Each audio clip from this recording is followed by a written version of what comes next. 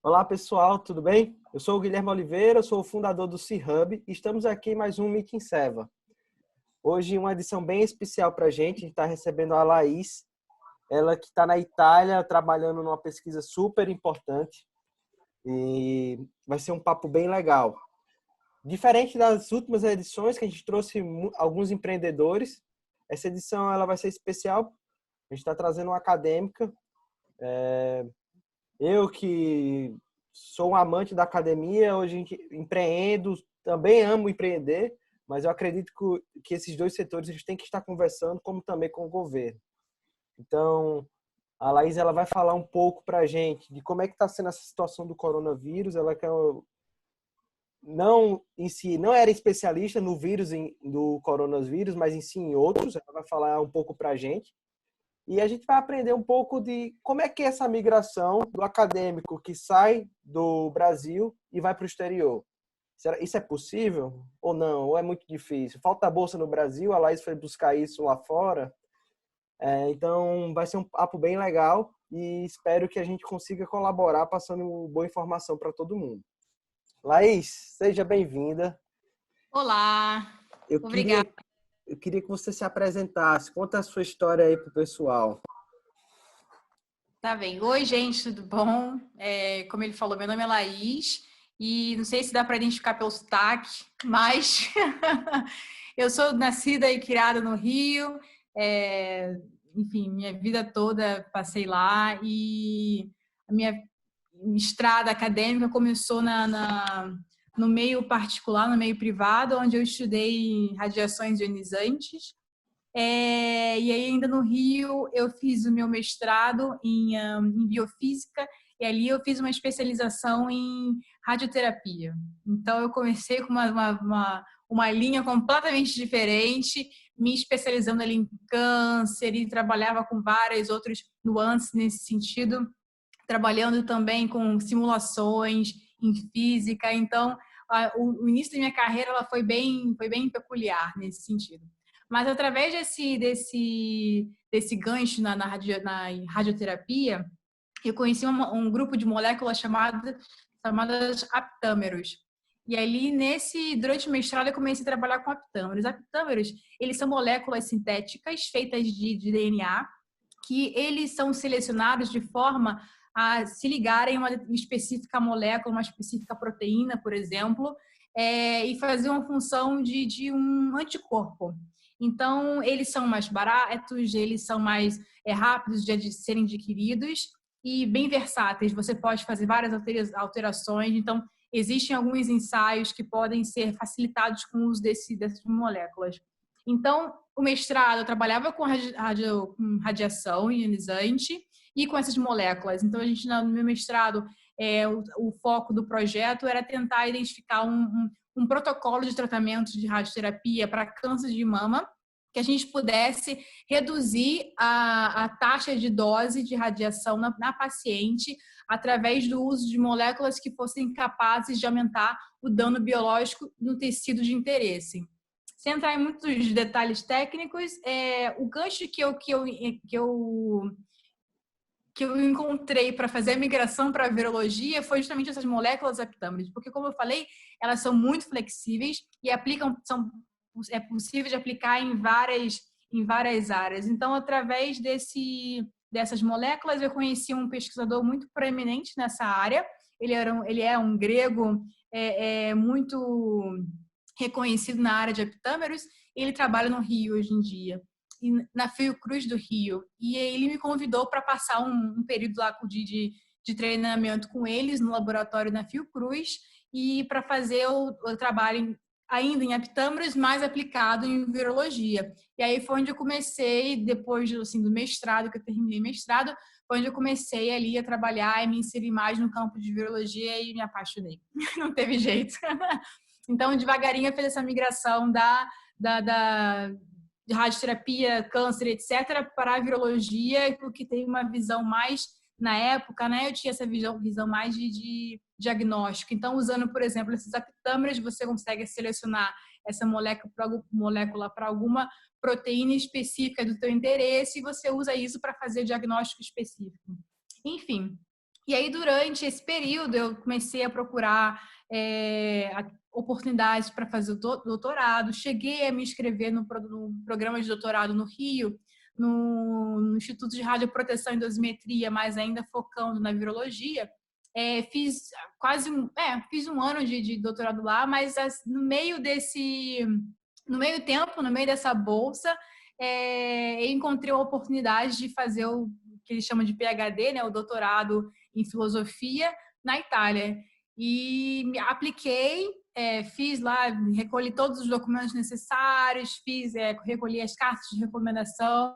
E hoje em dia estou aqui. Então, larguei o programa que eu tinha começado a fazer lá no Rio, programa de doutorado, para começar um outro aqui. E aqui eu já estou, acho que um ano e meio, um ano e meio já. Pouco mais de um ano e meio que eu já estou aqui fazendo doutorado. E aqui é também muita novidade. Aqui o laboratório de virologia molecular. Então, isso quer dizer, virologia molecular, que a gente tem um foco mais nos processos minúsculos, nos processos entre moléculas que ocorrem após a infecção de um determinado vírus. E aí, basicamente, é isso. Meu projeto, ele foca no aspecto, e eu trabalho mais, como eu já tinha começado na Fiocruz, com o flavivírus. E diferente da Fiocruz, que eu trabalhava com diagnóstico, aqui, como eu falei, tenho mais esse foco nas moléculas, tenho esse foco nas técnicas que avaliam os processos mais sutis que a célula ativa após a infecção com o vírus. Traduzindo para o pessoal, né, o flavivírus, Laís, qual é o nome comum para ele? É o da Zika, né? Você comentou comigo. Isso. O flavivírus, ele é uma família de vírus uma família de vírus quer dizer que engloba um grupo de vírus que tem características similares, que tem características parecidas. E aí essa família chamada flavivírus engloba alguns famosos que a gente vai reconhecer o nome, que é a Zika vírus, a febre amarela. Tem aqui um que circula muito na Europa, mas não é conhecido no Brasil, que chama de TBEV. É um vírus que é muito comum aqui. Dengue, vírus 1, 2, 3, 4. E todos esses eles são considerados como flavivírus porque eles compartilham essas características virais, vamos dizer assim, essas características de estrutura, de informação genética também. Legal. E uma outra pergunta, né? O foco do laboratório que você trabalhava antes do coronavírus, já era coronavírus ou não? Explica um pouco pra gente como é que tá o foco do trabalho. Eu sei que tem algumas coisas que estão em sigilo, você não pode falar, mas como é que está hoje o ambiente dentro do laboratório? Vocês estão trabalhando em horário reduzido? Como é que está o foco de vocês?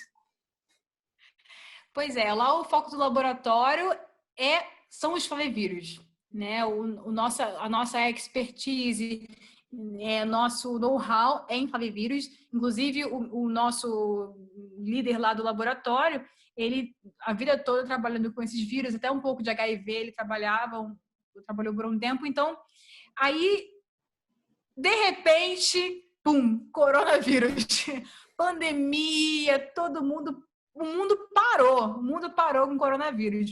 E aí, lá o instituto em que nós estamos incluídos é um instituto internacional que ele tem um papel muito importante, porque ele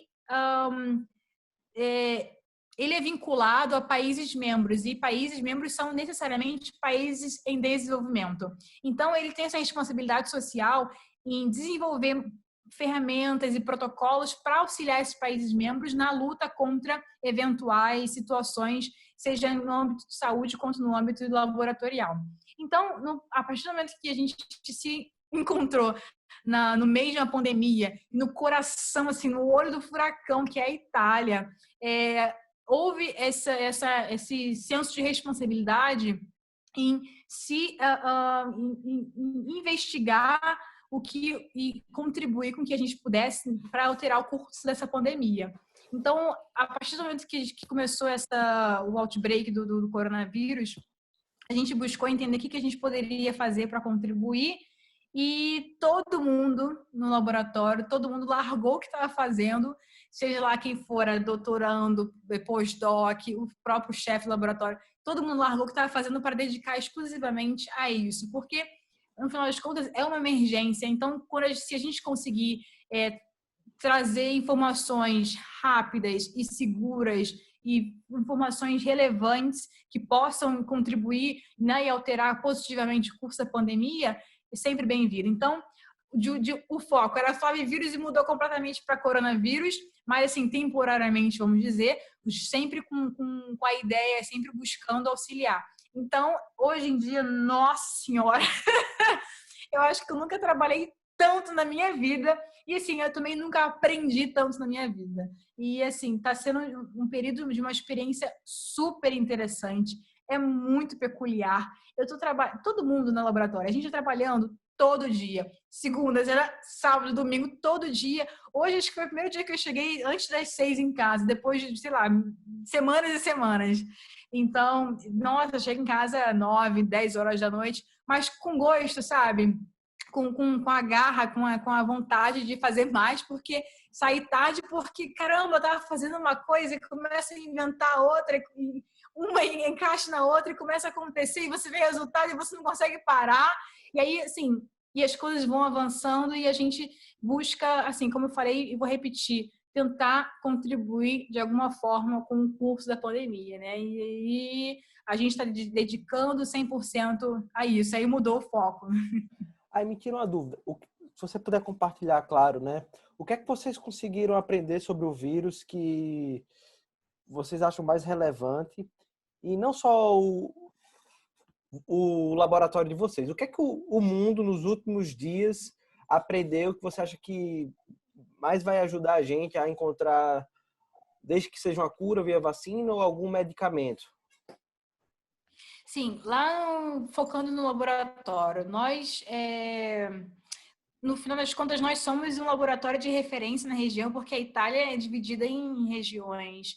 E a gente aqui na região que nós estamos de Friuli, Venezia Giulia, nós somos um dos laboratórios de referência e estamos vinculados com o hospital de referência da região. E com isso, através dessas facilidades, a gente acabou tendo acesso a muitas amostras de pacientes. E através disso, nós conseguimos fazer com grande esforço e vitória e sucesso, a gente conseguiu fazer o isolamento do vírus a partir de amostra de pacientes. Nós isolamos o vírus e sequenciamos o genoma. Mas uma vez uma pessoa me perguntou, mas caramba, para que você sequenciou o vírus se já tem no Japão, já tem até no Brasil, já tem ali, já tem aquela...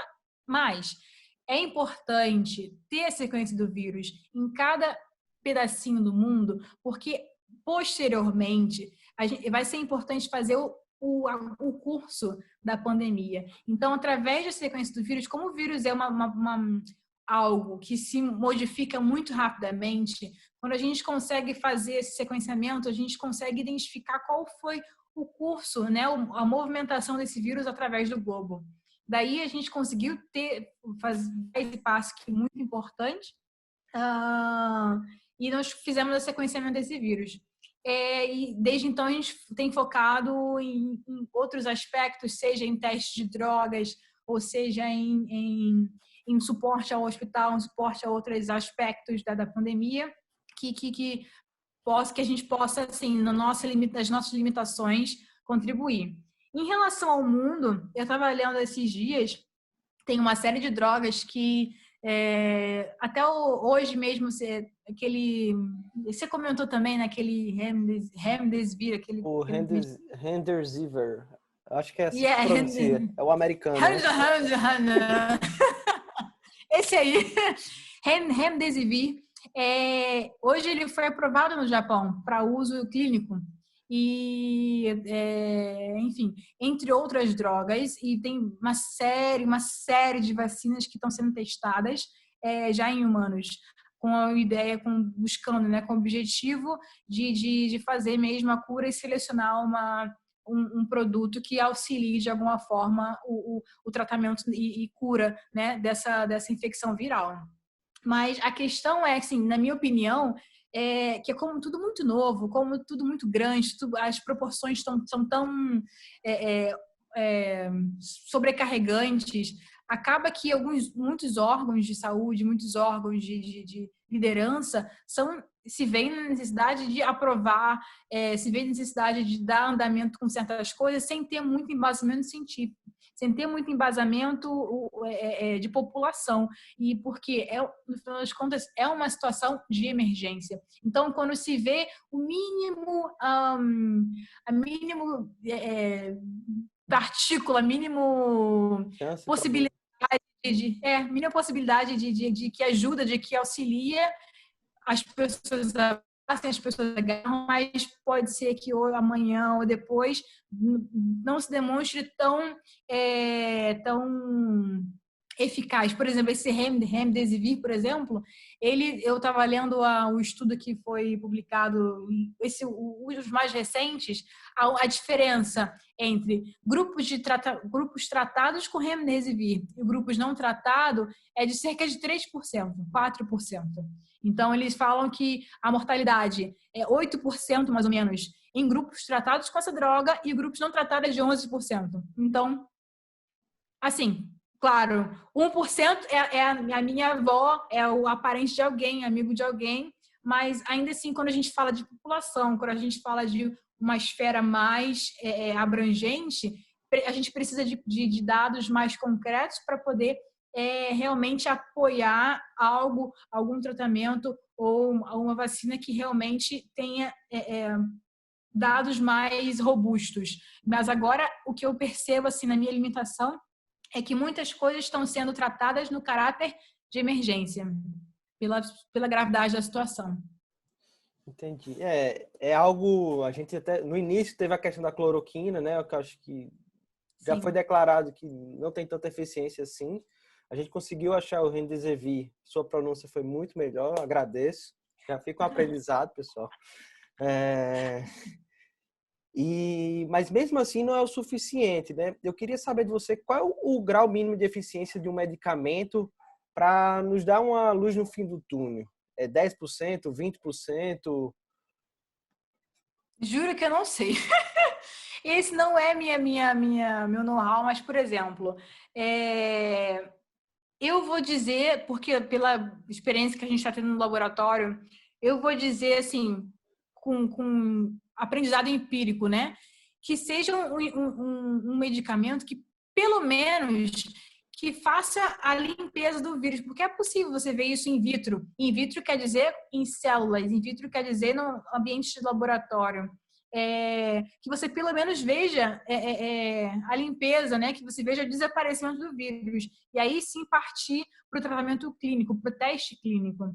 E eu acho que qualquer medicamento que consiga trazer a melhora no quadro de mortalidade, principalmente, e no quadro dos quadros graves, por exemplo, de reduzir o cara que está na UTI, trazer para o quarto, isso já vai ser 100%. Então, mas eu não sei te dizer quanto que em porcentagem de eficácia da droga representa essa mudança do quadro. Até porque depende muito, e depende muito, muito, muito. Por isso que a gente vê uma heterogeneidade tão grande entre os países. Depende muito da capacidade do sistema de saúde de cada nação. Então, por exemplo, a Alemanha, ela tem, pelo que eu vi outras vezes, a última pesquisa que eu fiz há tanto tempo atrás, tem pelo menos 25 mil leitos de UTI.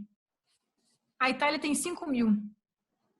Então, a capacidade do país de reter uma certa porcentagem da população no quadro, no departamento de tratamento intensivo, vai variar. E aí, se você tem uma droga que consegue alterar, que você consegue reverter o quadro o quadro grave para um quadro médio, um quadro né, não grave, eu acho que já pelo menos é o suficiente. Mas eu não sei te dizer em porcentagem de eficácia de droga. Daí, por isso que está essa correria, a gente achar e testar, e pode acabar, como já aconteceu com muitas outras pandemias, com muitos outros casos graves, as entidades, né, aprovarem drogas que, na verdade, se demonstrem como muito mais deletérias do que outra coisa.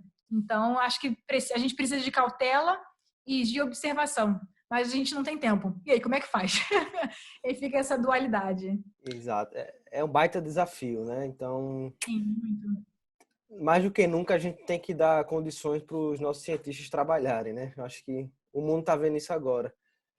E muita gente já avisou isso antes, né?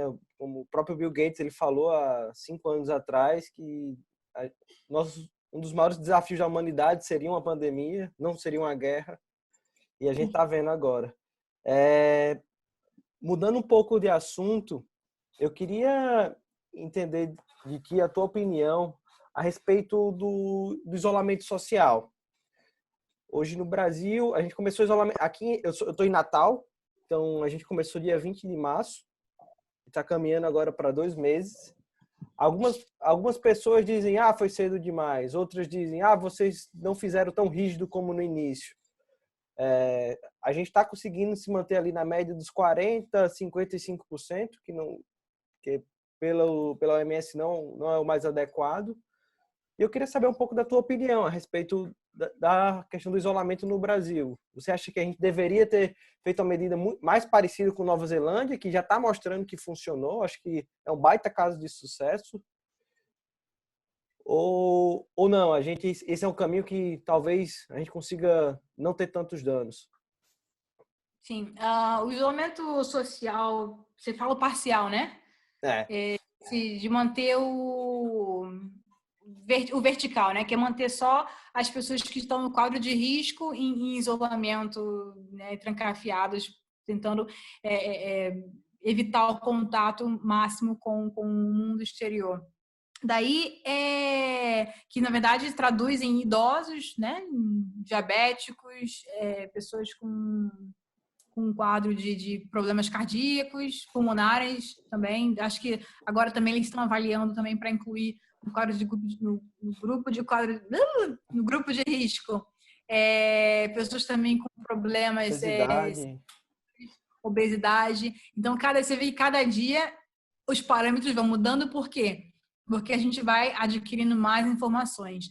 Então, essa questão do isolamento vertical, sim, as pessoas que defendem, né, os pesquisadores que tiveram essa ideia e que defendem esse modelo, foi baseado na ideia de que a gente poderia promover o isolamento eficiente, preservar a economia, né? Reduzir ao máximo as perdas econômicas que o modelo atual vai, não é que provavelmente, o modelo atual vai trazer perdas econômicas. Então, a ideia é essa, você conseguir isolar esses grupos de risco e manter, assim,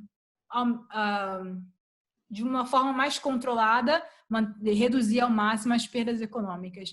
Mas eu acho que esse modelo, enfim, na minha limitada opinião, no meu limitado conhecimento, eu acho que esse modelo deve ser tratado com um pouco de cautela, porque ainda falta muito dado, ainda falta muita informação para a gente conseguir apoiar 100% para a comunidade científica de uma forma geral, assim, a grande maioria, né? Porque esse modelo foi proposto por cientistas. Então, eu acho que ainda falta dados para conseguir realmente apoiar esse modelo. Porque, por exemplo, isso vai variar de país para país, de novo. Cada país tem um perfil diferente. Então, no Brasil, por exemplo, como é que a gente vai conseguir fazer o isolamento social eficaz de um grupo de pessoas, vamos focar só nos idosos, um grupo de pessoas de 65, não, isso não é idoso, mas, sei lá, 70 ou 90 anos, como é que a gente vai manter essa pessoa em casa se esse pessoal também é aquele que não mora sozinho? Qual é a porcentagem de pessoas com essa faixa etária que mora sozinha? Eu não conheço nenhum, sim. Do meu grupo do meu network, eu não conheço ninguém nessa faixa etária que mora sozinho. Então, a pessoa que está na casa com esse indivíduo, trabalha, precisa manter a casa, é a pessoa que vai no mercado, é a pessoa que vai sair, é a pessoa que vai na praia, é a pessoa que, enfim, vai manter ou não a vida normal. Então, é aí que mora o perigo. É aí que a gente precisa ter muita cautela. Fora outros aspectos, porque isso também, esse modelo é baseado na observação que eles fizeram na Coreia do Sul, porque existem grandes defensores do que eles chamam de imunidade de rebanho, que muitos pesquisadores falam que quando a população geral atingiu um nível de mais ou menos 60% de imunidade para o vírus, a pandemia vai estabilizar, vai estagnar e vai parar e regredir. Então, essa é a ideia deles, né? Também, dentre os muitos argumentos, esse é um dos mais fortes, que eles defendem que se você libera a população que teoricamente não tem não tem tanta suscetibilidade para esse vírus e você libera para que essa infecção ocorra normalmente nesses indivíduos, eles defendem que 60% desse grupo foi infectado e desenvolver a imunidade vai estabilizar, vai estagnar a pandemia. Só que se a gente fazer uma extrapolação para o mundo todo, vamos dizer que todas as nações, vamos dizer que todo mundo adote esse sistema de isolamento vertical. 60%, beleza, a gente chegou no ponto que 60% da população está imunizada, foi infectada e está imunizada. Mas quanto representa 1% da população do mundo? Quem são isso? São milhões de pessoas. Acho que são mais de 40 milhões de pessoas. Sei lá, nem quanto que a gente está agora? Quantos bilhões? 7 bilhões? 8 bilhões? Vamos pegar aqui a ajuda ao pai dos burros, né? Vamos lá, pai dos burros, ajuda a gente aí. É o Google. Sim, então, caramba, é muita gente. São 7,7 bilhões, né? Olha aí. Então vai dar quase 7 milhões, 8 milhões de pessoas, né? 8 milhões de pessoas? Deixa eu ver se é isso mesmo. 7, 1, 2, 3. 7 ponto alguma coisa milhões de pessoas. Vai dar quase 100 milhões de pessoas, né? Bom, tá aí. Então, assim, isso é o quê? A gripe espanhola foi mais leve do que isso, em 1918. Então, enfim, é um modelo muito teórico que foi baseado em dados não conclusivos, baseado num país que tem uma estrutura que não é referência, um país desenvolvido que, imagina, comparar Brasil com Coreia do Sul, comparar Nova Zelândia com Coreia do Sul, comparar outros, enfim, não existe comparação, não existe possibilidade da gente equalizar esse tipo de coisa. E eles consideram 1% porque foi a informação que eles tiveram, a informação parcial, que eles tiveram para a Coreia do Sul. Mas na China, já terminou a pandemia, mais ou menos, né? Estava em torno de 4%. Itália está em torno de 10% a mortalidade. Então, é um modelo que precisa de muita cautela. E eu diria até um pouco de desconfiança, porque eu acho que existem modelos melhores. E aí acaba a gente entrando. Eu estava olhando sobre isso, me fiz a pergunta: caramba, o foco desse modelo, na verdade, é salvar a economia, né? Reduzir reduzir as perdas econômicas que a gente vai necessariamente ter pós-pandemia. Então, a ideia é reduzir isso. Mas quanto que vale uma vida? Acaba que a saúde da população e a saúde econômica precisam necessariamente entrar em equilíbrio, né? Os líderes estão vivendo um momento assim extremamente peculiar também para eles, que é muito novidade até para as pessoas que estão na liderança de uma nação. Mas para você equilibrar isso, como é que você faz? O que você usa como parâmetro? Quem que você vai deixar morrer? Isso é bem delicado. Não, com certeza, demais. E é algo que os políticos estão aí para aprender, né? De como fazer. Graças a Deus a gente está tendo bons casos de sucesso, né? A Alemanha é um deles, a Nova Zelândia é um também. A gente tem uns casos de fracasso, né? Como aqui no Brasil. Os Estados Unidos no início, o próprio Trump ele meio que desmereceu o vírus. A Itália também. E aprendeu com o erro, né? Queria até que você falasse um pouquinho como é que está a situação hoje aí. Você continua com cuidado elevado? Deu alguma flexibilidade ou não? Sim, a partir dessa semana, hoje que dia é hoje? Hoje é 7. Hoje é 7, um dia. 7 de maio. Hoje é dia, é um dia no meio da semana. Desde segunda-feira, eles começaram aqui na Itália que eles chamam de fase 2. E aí, na fase 2 já mudam algumas coisas. As pessoas já podem visitar familiares, podem já ir à praia, podem fazer atividades esportivas sem ser... Bom, deixa eu começar do início, na verdade, né? Porque quando eu olho para trás, meu Deus do céu, que experiência, assim, de uma vida toda. Acho que, caramba, eu vou lembrar desse 2020 para sempre, para sempre. Começou bom, a quarentena começou, caramba, foi o quê? Final de fevereiro? Não, foi início de março. Início de março. Aqui na Itália começou início de março, e aí cancela tudo, para tudo, fecha tudo, e aí fechou institutos de pesquisa, fecharam restaurantes, fecharam universidades, fecharam tudo. A única coisa que nós podíamos fazer era ir ao mercado e farmácia. Então, atividades essenciais, que eles chamam, né? E tinha, na medida do possível, aqui onde eu tô, a pandemia não se agravou tanto. Então, era um pouco menos vigilado. Mas, de uma forma geral, na Itália, eles implementaram essas medidas e fiscalizavam. Então, tinha polícia que fazia, né, a rota, fazia a patrulha.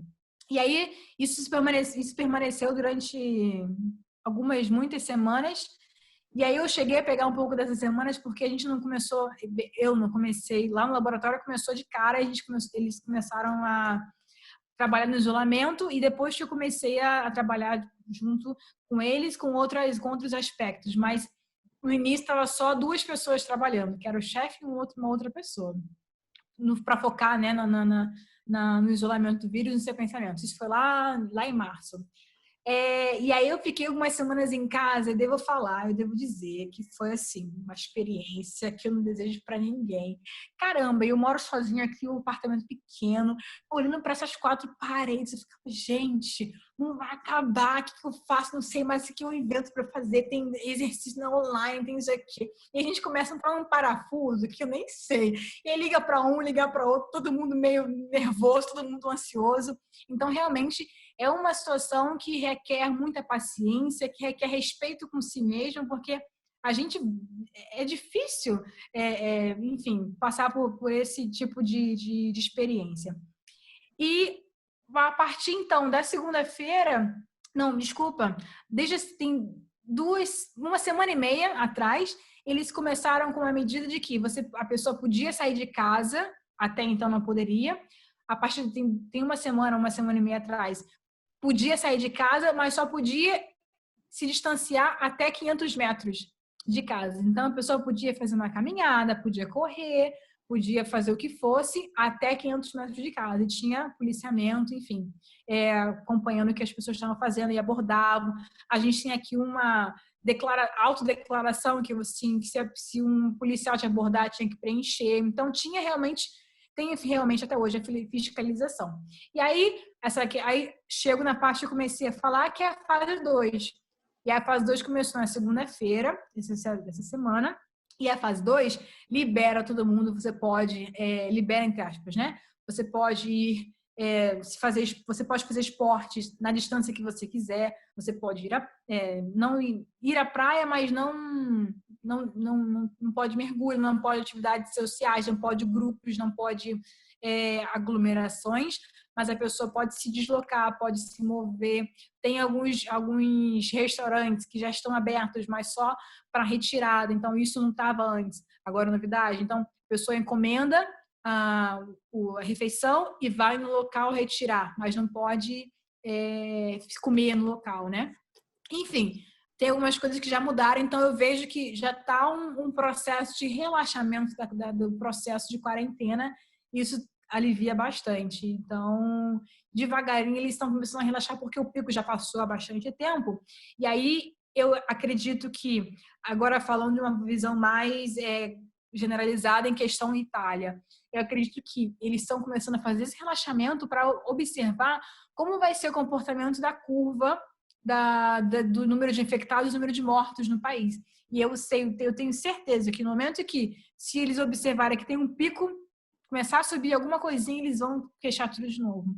Mas no momento a gente está conseguindo manter as coisas mais ou menos sob controle e eles estão liberando gradualmente, porque também no início, qualquer pandemia tem que ser assim, né? Você vai fechando as coisas devagarinho, e quando a pessoa vê, já está tudo fechado. E aí você fica tudo fechado e depois começa a liberar tudo de novo. Porque se o governo libera tudo de uma vez só, com certeza vai ter um pico enorme de novo. Foi o que aconteceu na gripe espanhola.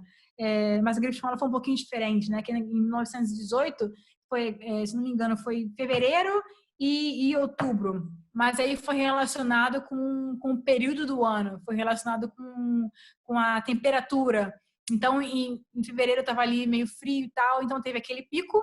E aí, quando chegou em maio, junho, baixou. Todo mundo pensou que subiu, mas quando chegou em outubro, e aí foi um ano de 1918 que é lembrado, né? E aí foi aquele segundo pico que foi o pior.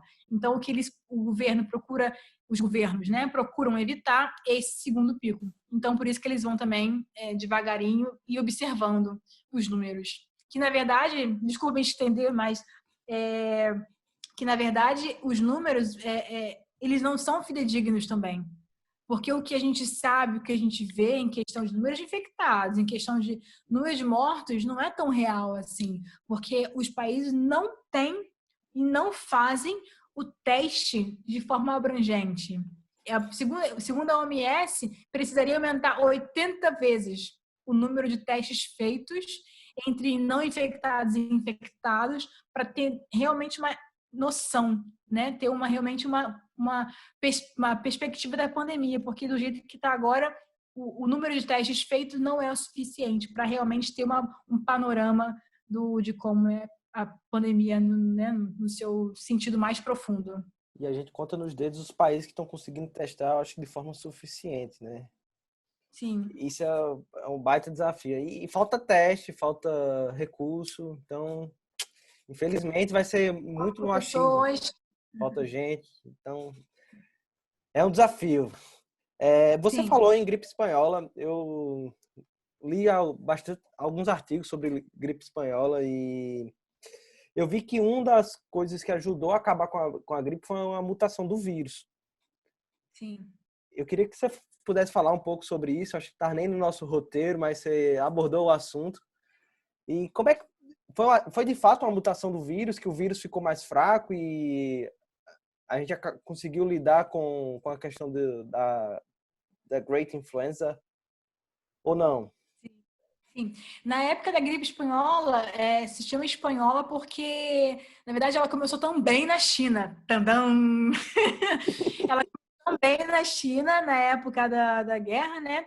E só que naquela época, o país que realmente se posicionou e falou, não, isso é um vírus novo e isso vai afetar muita gente, foi a Espanha.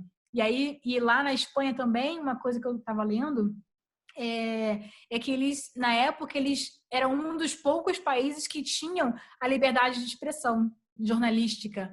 Então, as pessoas podiam falar de forma mais aberta. E aí botavam no jornal e falavam, especulavam sobre o que estava acontecendo. Tem muita gente morrendo de repente com sintomas parecidos. Então, isso tem que ter um padrão. É alguma coisa que a gente não está conseguindo identificar direito. Então, a Espanha foi o primeiro país que realmente deu esse alerta, né? Alerta mundial.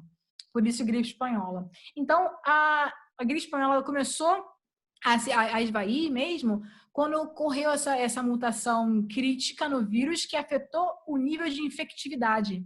E aí, o vírus, caramba, é um treco muito fluido, é um treco muito que, caramba, ele é muito adaptável. Então, qualquer mutação que seja em algum sítio bem específica, qualquer mutação que seja em algum lugar no genoma que altere que altere uma informação crítica na infectividade, na reprodução, em qualquer processo desse do vírus, vai afetar em grande escala. Então, o que aconteceu foi exatamente isso, que aí houve uma adaptação do vírus à população humana. E isso acontece muito rápido com o vírus. Por isso também que, se a gente traz agora já um pouco para o coronavírus 2, por isso que a importância do sequenciamento do vírus, para a gente poder acompanhar o que está acontecendo ao longo do tempo e ao longo nos locais, né, conforme ele migra, como que está acontecendo essas mutações, porque é muito rápido, é muito rápido mesmo. E você vê o efeito assim diretamente, né? Então, essa mutação pode ter um aspecto positivo, como foi na gripe espanhola. Então, se você reduz o nível de infectividade, você reduz, por exemplo, se eu estiver infectada com um vírus, com uma gripe espanhola que tem um nível de infectividade menor, ao invés de infectar 5, 6 pessoas, eu infecto uma.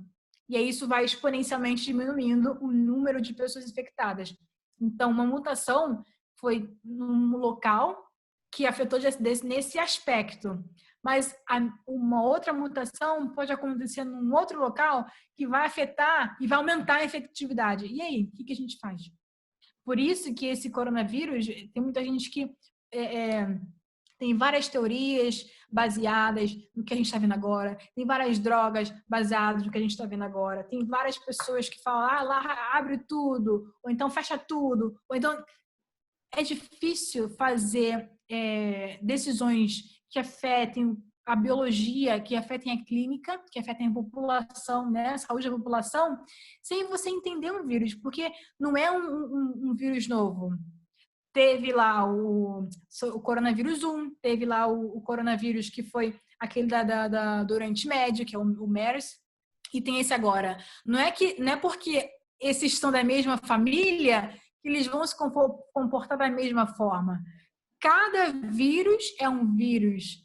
Cada pandemia vai ser diferente da outra. Então, a gente não pode esperar e a gente não pode se basear em dados de população pequena, porque o vírus pode mutar a qualquer momento e você muda tudo. E aí, se você permite que a população se infecte de uma forma aberta, de uma forma liberada, como é que você vai, se tiver uma consequência dessa infecção, se tiver um efeito colateral, se houver uma mutação silenciosa que a gente não está vendo agora, mas que vai se apresentar daqui a 6, 12 meses. Como é que você vai saber? Impossível saber. Não dá para saber. Então, por exemplo, o Zika. Eu lembro do flavivírus. Porque foi depois de muito tempo que se descobriu que a infecção com Zika na mãe causava microcefalia no filho.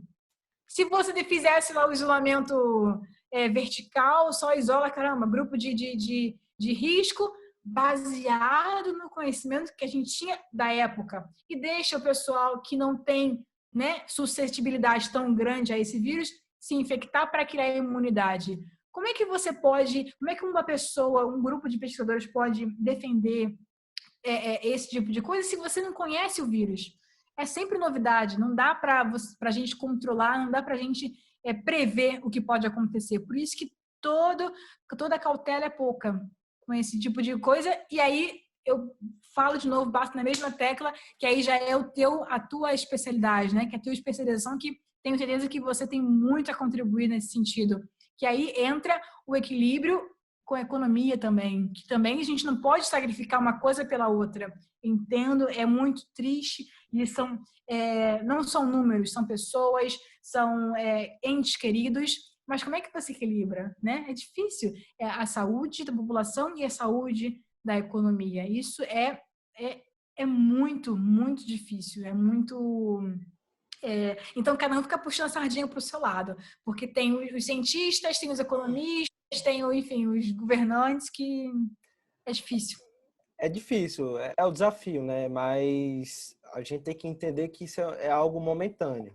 Então, na economia, né? Se a gente for pegar ali os primeiros teóricos, quem trouxe as primeiras teorias, né, a gente fala que o capitalismo ele tem falhas de mercado e que os governos eles têm que agir durante essas falhas de mercado. E uma pandemia ela é algo excepcional. Então, faz parte agora que o Estado entre e salve a economia, como a Alemanha fez, de uma forma rápida e bem transparente, que isso ajuda bastante, como os Estados Unidos está fazendo também.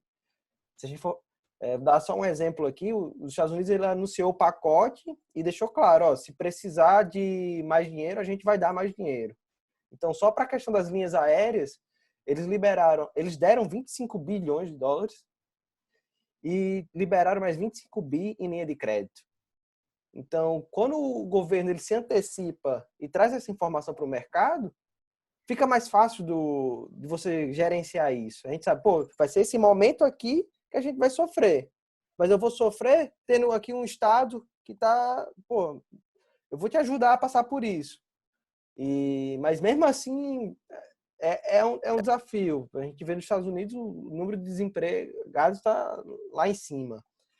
E tentar calcular o impacto disso é bem difícil, como também tentar calcular o que aconteceria se eu fizesse um isolamento vertical, que tipo de mutações iriam ocorrer, a gente não sabe. Então, acho que o mais sensato a fazer é o que a OMS diz. Mas se a gente for falar de economia aqui, a gente vai passar 5 horas aqui, vai ser uma loucura. Eu queria Eu caminhar... lembro. Pode ir, por Não, favor. desculpa, pode falar. Não, não.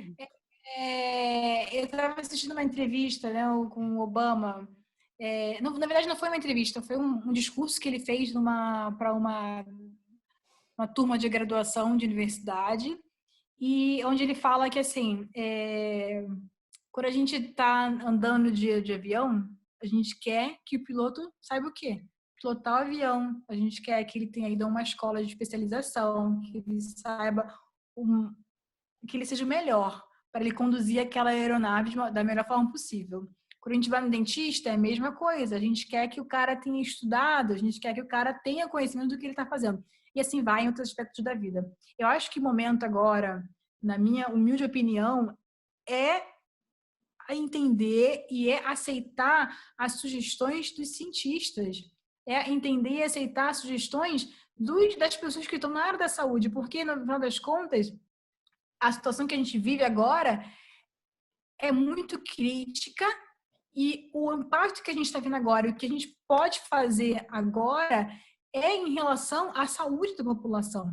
E quem entende disso são as pessoas que estão nessa área, que estão nesse momento e que estão trabalhando. E se o profissional que o governo investiu, que o profissional que foi para a faculdade, que fez especialização, que fez mestrado, que fez doutorado, que fez tudo aquilo outro, a pessoa está dizendo, olha, a melhor forma de fazer é assim, assim, assado. Tem uma comissão mundial de pessoas, de especialistas que se reuniram, que fizeram a ONU, que fizeram a Organização Mundial da Saúde, que estão dando a recomendação. Não é da cabeça deles, é porque eles sonharam e tiveram uma epifania. Nossa, isso deve ser muito legal, né? Vamos falar isso? Não, as pessoas falam com embasamento científico e as pessoas falam com conhecimento de causa.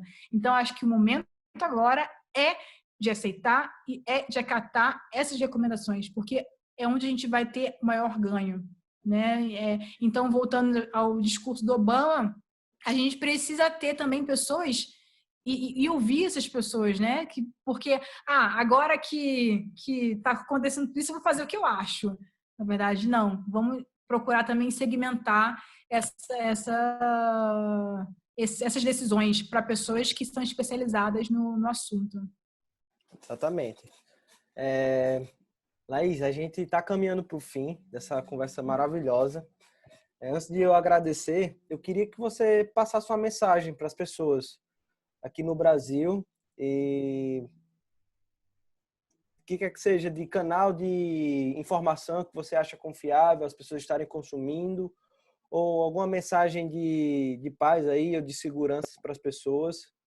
Você que está tendo um contato maior com a questão do coronavírus a nível de laboratório, e também para aqueles que sonham em estar aí numa posição que você está hoje, que para muito estudante que entrou na universidade, está numa graduação e deseja estar fazendo um programa de pós-doc fora do país, por favor, fica à vontade.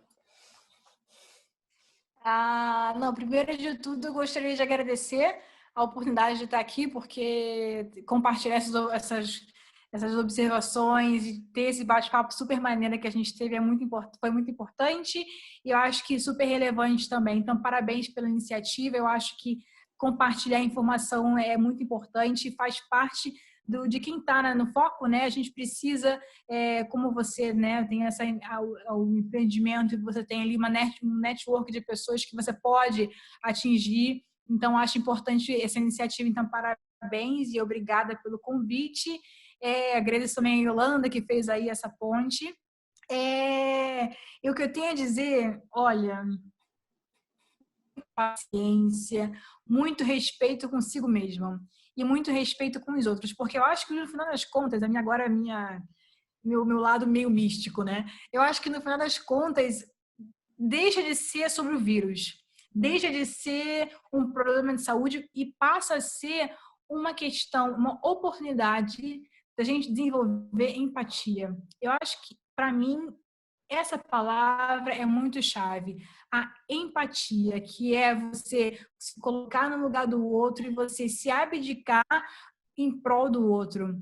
E aí, isso a gente pode aplicar em diversos casos. A pessoa que escolhe ficar em casa, a pessoa que entende a gravidade da situação e, caramba, eu não teria né, entre aspas, não teria um efeito tão grande caso me infectasse, mas, caramba, eu posso ser um recipiente daquele vírus e posso transmitir como um vetor esse vírus para outra pessoa que vai ser muito mais, né, afetado. Então, isso é um exemplo. Fora as pessoas que trabalham no sistema de saúde mais diretamente, que estão ali dia e noite, trabalhando, caramba, esquecendo a família para se dedicar à vida dos outros. Então, acho que passa esse período a ser um período de aprendizado. A gente aprender com o mundo e aprender com nós mesmos, porque também a gente ficando em casa, a gente tem que ter também esse olhar para dentro.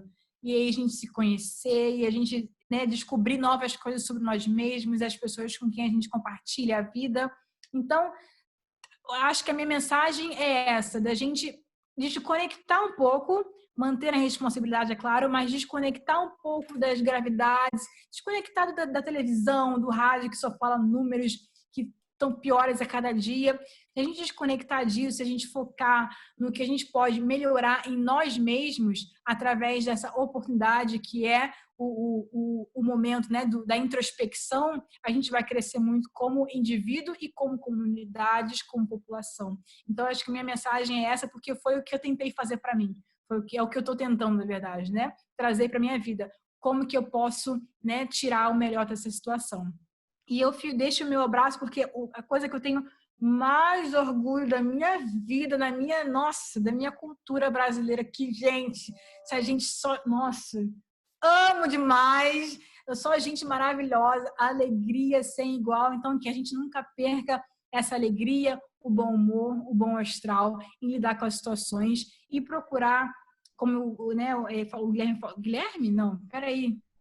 Guilherme, sim, falou, buscar fontes, né, adequadas e fontes confiáveis, como jornais de jornais de artigos científicos, seja em português, seja em inglês. Eu acho que também jornais como os que têm mais nome, né, no mundo da mídia, que seja, enfim, vou citar nomes aqui, mas sem vínculo nenhum, mas Folha de São Paulo, Extra, tem outros, o BBC. Então, todos eles têm a versão em português que a gente pode confiar na informação que eles trazem, geralmente, informações relevantes e que contribuem, né, com o nosso conhecimento em relação ao que está acontecendo no Brasil e no mundo.